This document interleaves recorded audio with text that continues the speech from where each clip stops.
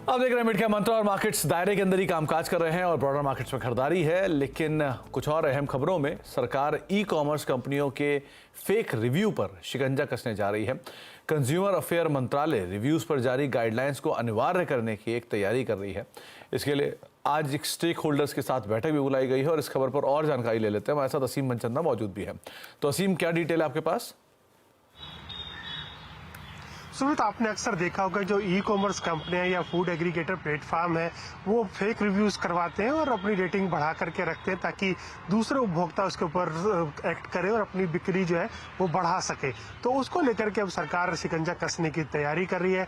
जो bureau of Indian standard है उसने साल 2022 में फेक रिव्यूज और पेड रिव्यूज को लेकर के गाइडलाइंस जारी की थी, लेकिन 1.5 साल बीत गया, अभी तक कंपनियां इसको इम्प्लीमेंट नहीं कर रही हैं। जो कंज्यूमर अफेयर मंत्रालय उसको लगातार इससे रिलेटेड शिकायतें मिल रही है, तो सरकार ये चाहती है कि इसको मैंडेटरी कर दिया जाए ताकि फेक रिव्यूज और जो पेड रिव्यूज है या प्रमोशनल रिव्यूज है उससे उपभोक्ता को बचाया जा सके। तो इसके लिए आज जो कंज्यूमर अफेयर मंत्रालय है उसने सभी स्टेक होल्डर के साथ एक बैठक बुलाई थी, चर्चा की कि इसको कब तक मैंडेटरी तौर पर लागू किया जा सकता है। कंपनियों को ऑलरेडी काफी ज्यादा वक्त दिया जा चुका, तो सरकार अगले 1 महीने के अंदर अंदर जो बड़ी कंपनी है उसको उनके ऊपर लागू कर सकती है और जो छोटी कंपनी है उसको लागू करने के लिए 6 महीने तक का वक्त दिया जा सकता है। तो इसके बाद कोई भी अगर कंपनी पेड रिव्यूज कराती है या फेक रिव्यूज कर लेती है तो उसके ऊपर कार्रवाई इसके तहत की जा सकती है।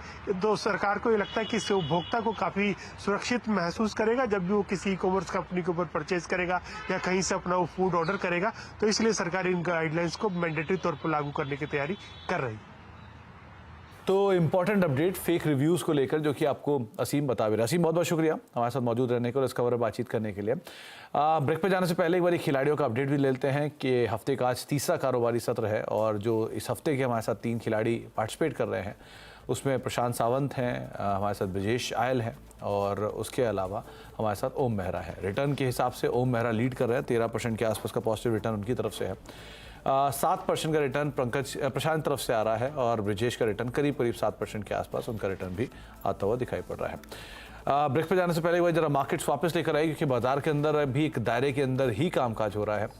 मोरलेस इंडेक्स बिल्कुल फ्लैट है, लेकिन एक्शन आपको दिखाई पड़ेगा मिड कैप स्मॉल कैप में। मिड कैप 1% के आसपास की बढ़त के साथ कामकाज कर रहा है। स्मॉल कैप इंडेक्स भी करीब 1% ऊपर ट्रेड करते हुए एडवांस डिक्लाइन के लिहाज से एडवांसेस जो है वो एडवांसेस फेवर में करीब 1500 शेयर तेजी में है, 800 साढ़े 800 शेयर बिकवाली में है। एंड लाइक वाइज अगर आप BSE के एडवांस डिक्लाइन देखेंगे तो वहाँ पर आपको करीब 2800 शेयर तेजी में दिखाई पड़ेंगे क्योंकि कैश मार्केट के शेयरों में ज़्यादा कामकाज है, इसीलिए BSE के एडवांस डिक्लाइन 2300 शेयर तेजी में है और 1500 साढ़े 1500 शेयरों में बिकवाली देखने को मिले। तो सो फार ब्रॉडर मार्केट्स कंफर्टेबल है और F&O के एडवांस डिक्लाइन में डिक्लाइन ज़्यादा है क्योंकि डेरिवेटिव मार्केट्स में उतने शेयर सपोर्टिव नहीं है, लेकिन कैश मार्केट में शेयरों में ज़्यादा खरीदारी आपको दिखाई पड़ रही है। तो इसीलिए आज एडवांस डिक्लाइन में एक अच्छे एडवांसेस आपको देखने को मिल रहा है। ये डेरिवेटिव के नंबर जहाँ पे 101 डिक्लाइन ज़्यादा है, एडवांसेस कम है, लेकिन कैश मार्केट के शेयरों में BSE NSE में आपको एडवांसेस ज़्यादा दिखाई पड़ेगा, डिक्लाइन कम। बैंक निफ्टी के 5 शेयर तेजी में है और 7 शेयरों में बिकवाली देखने को मिल रही है। एक ब्रेक का वक्त है और ब्रेक के उस पार आज मार्केट्स को लेकर आपकी रणनीति क्या हो इस पर बातचीत होगी और कुछ और अहम मुद्दों पर बातचीत होगी छोटे से ब्रेक के उस तरफ। नमस्कार।